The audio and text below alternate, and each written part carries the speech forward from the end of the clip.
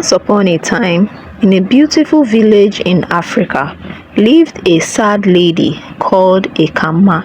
A Kama is very sad because she has been married for 15 years without a child, and the whole village was against her. Her husband wasn't too worried as he believed that one day they will have a child. But Ekama is very worried because everybody in the village has been insulting her and calling her barren. She couldn't go to the market or even move around with other women because they would laugh at her and mock her. So every day, Ekama will come out of her hut, sit down and cry. And most of the time, she would just walk through the evil forest just to see if she could die. But this went on for years, but she couldn't. And then she started going to the river to cry to the river goddess to see if she could get any help from her. She did this for months and months again. She wakes up in the morning and goes straight to the river to cry her heart out. One day, she went to this same river and was crying. She cried for a very long time, and suddenly the river goddess appeared and said to her, Ekama, you've been crying yourself out for days. You've been here and refused to go home. What is the problem? What is it you want me to do for you? Please help me, Ekama said to the goddess. I need a child. I've been barren for 15 years. Everybody calls me barren. I know I can have a child. I just want to have a child, please. If it is just one child. I just want to prove to them that I am not barren. I don't want my husband to suffer like this. He is being humiliated and has suffered a lot from the hands of chiefs and people in the village. Please, I know you can help me. That is why I have constantly come here to seek for your help. Please do not let me down. I really need your help at this time. It's okay, woman. Wipe your tears. I feel your pain. I will give you a child, but on a condition. What is the condition? Ekama said. Please, anything I will do. Ekama said, I will give you a child, but you would make sure to return that child back to me when she's 20 years old, back in this same river. The goddess said, no problem, I will do it. Anything you want me to do, I will do it. I will bring her back here in 20 years time, Ekama said. So the goddess said to her, go home and prepare yourself. You will become a mother very soon. Ekama joyfully went back home and started preparing herself. She started buying things to welcome her unborn baby. All the women in the village were surprised. They just kept mocking her because they just don't understand why somebody that is barren will start buying things for a newborn baby. But Ekama did not relent. Few months later, Ekama became pregnant. Everybody in the village wondered. The women in the village wondered. They thought it was a joke until Ekama finally put to bed. All the women in the village were very happy for her and they celebrated with her. Ekama put to bed a bouncing baby girl who she called Udwak. While she was putting to bed, news came that her husband, who was at home before she left, had died. He was not sick. Ekama was very devastated, but she didn't know what to do. Udwak is a very beautiful girl and she grew up to be very intelligent and very resilient. She loves to help people and loves to go out with kids in the village. But soon, everybody in the village refused to mingle with her because they feel that she was the one that killed her father. How can a child that just came to this world have a father killed? It's a bad omen, so they murmured. So every parent and every mother in the village refused their children from playing with Udwak, and Udwak became very sad. Most times when she is going on an errand and she wants to talk to a friend or wants to talk to a neighbor's child, they will all start laughing at her. They mock her and call her father's killer. How can a child that just came to the world decide to kill her father and not want to see her father while she came to the world? What a pity. This child is a cursed child, so some women say as she walks past. She became very angry. One of the days, she was returning from school and two women started gossiping about her. That is the girl that killed her father while she was being born. I wonder why a child will have this. Udwak was very angry, and when she got home, she decided to talk to her mother. Mama, Udwak said, why does everybody hate me? Why do they call me my father's killer? Am I the one that actually killed Papa? Please tell me. My daughter, Ekama said, don't mind them. You know how people can be. They will say things that they did not see with their two eyes. I know. When I was giving birth to you, news came that your father died. I left him hale and hearty at home before I went to give birth to you. But when I got the shock of my life, I had to move on. I know you are not the one that killed your father. You can't even do that.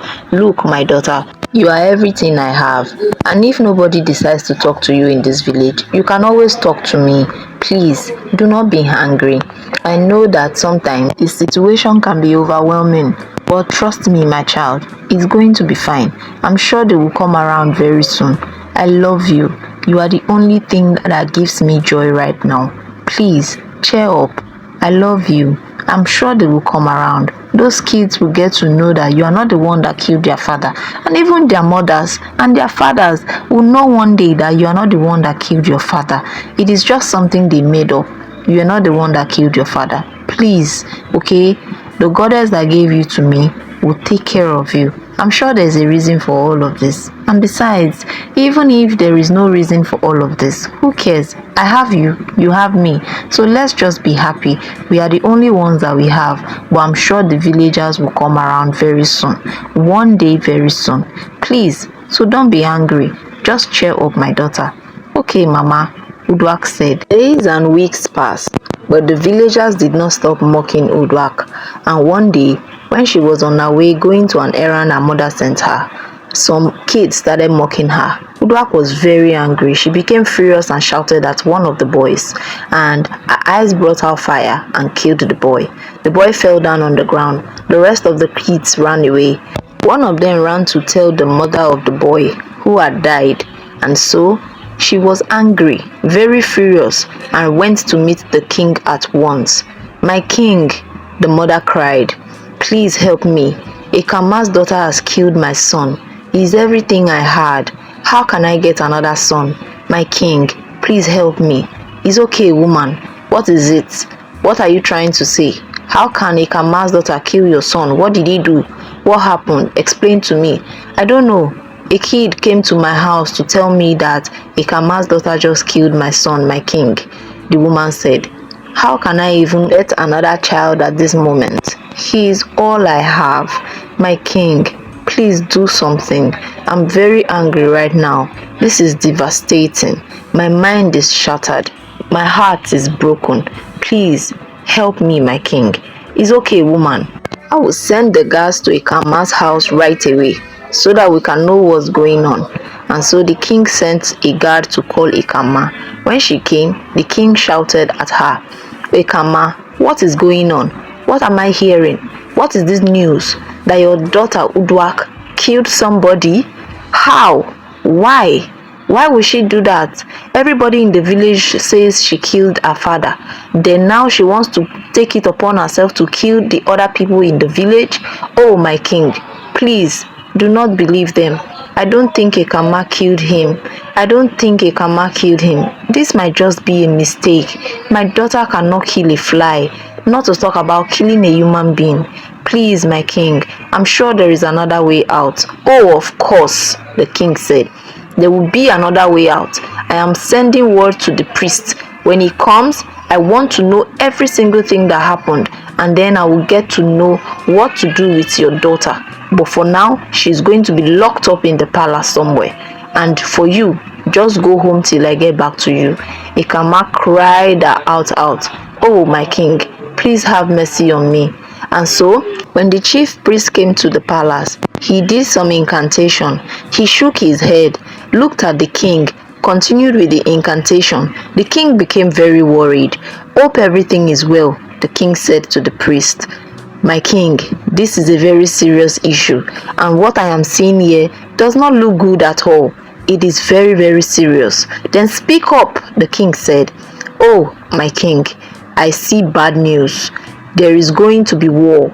I see terrible darkness covering this palace.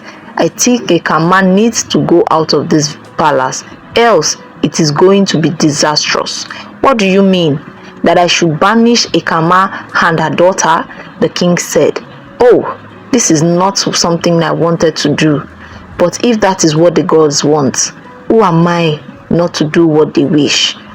My king, you need to take this step as soon as possible because I see danger, a lot of danger, something that is going to be difficult for this kingdom to come out from.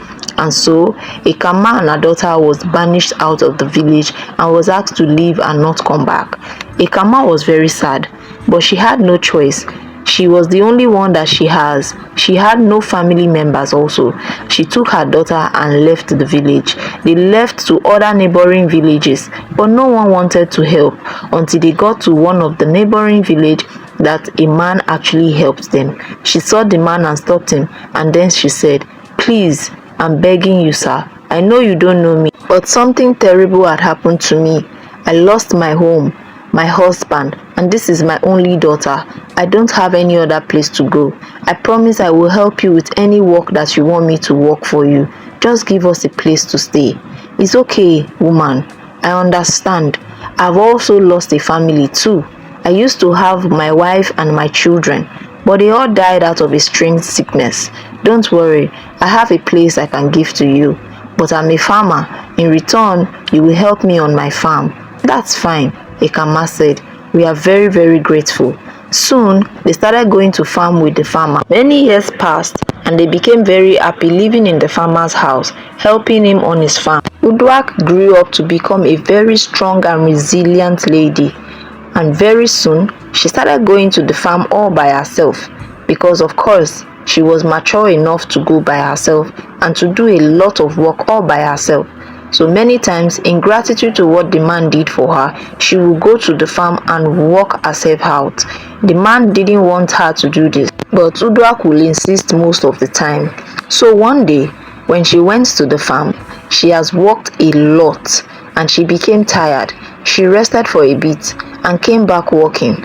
As she was working, all of a sudden, she felt something strange behind her.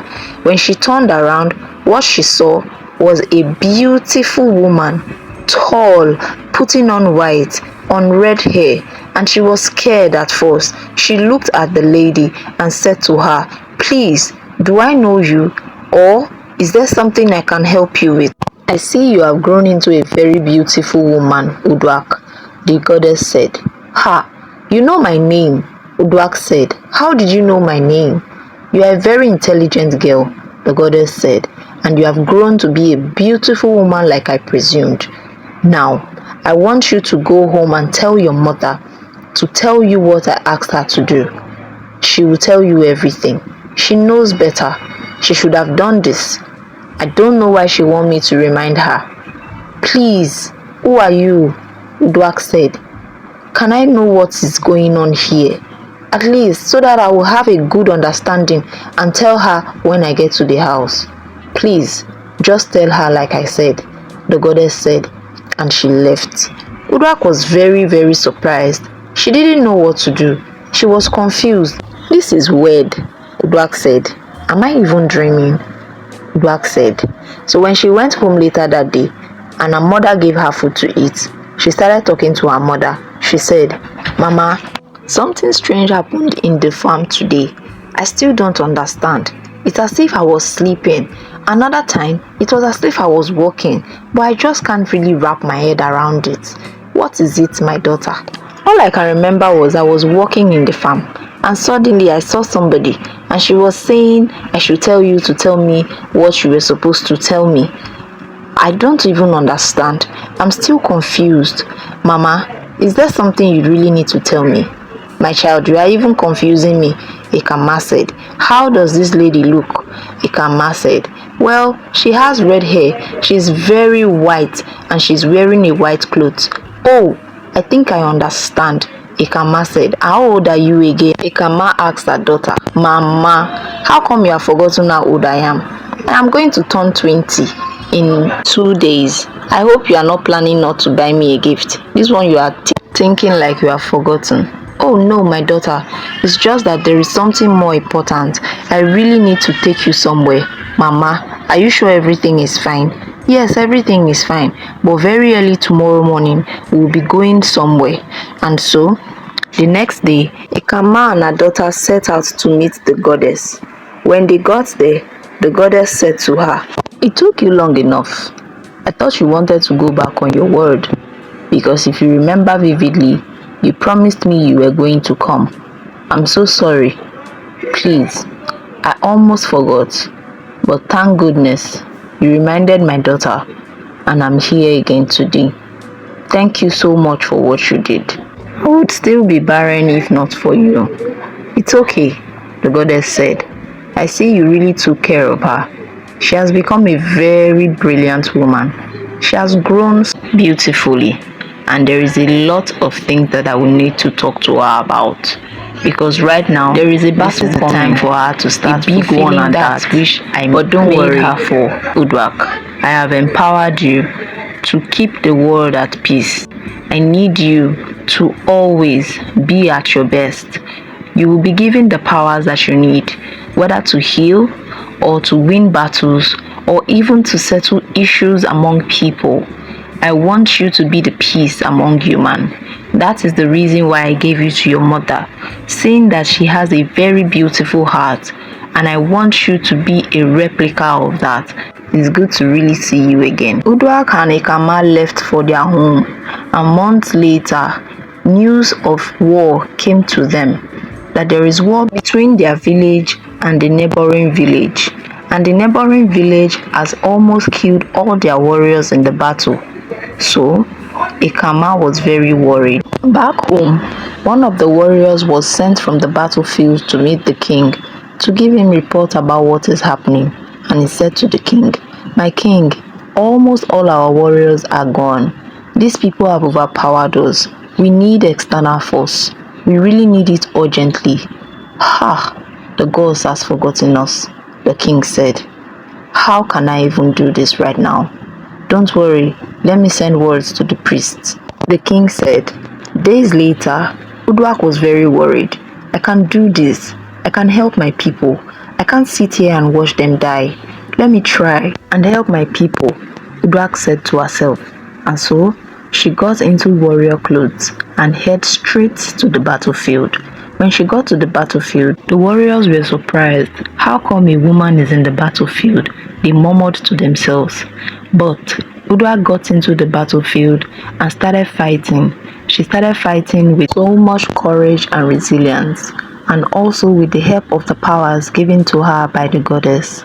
And soon, she killed all of the enemies. The other warriors marveled at her, and then in rejoice, they took her to the king. "This is the girl that saved us, my king." The king smiled and looked at her. "Who are you, young lady? You just came in at the point where we needed help the most and saved us. Who are you, and how can I appreciate you?"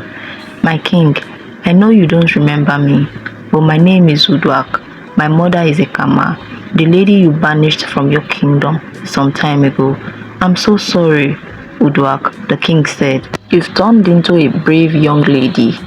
I'm very appreciative of this that you've done to this kingdom, and I truly want to appreciate you. I want you and your mother to return to the kingdom, and you all will be part of the royal family from now on. If you would accept this piece of gratitude from me." "It's okay, my king. I deeply appreciate it. I would love nothing more than having my mother back home with me," Uduak said. "My people," the king said, "this is Uduak, the female warrior. She is now part of the royal family. She and her mother are now part of the royal lineage of this kingdom. They will live in the palace, and every one of you should treat them as royalty. And from now on, Uduak is my personal bodyguard and the leader of the royal bodyguards." Uduak was very happy.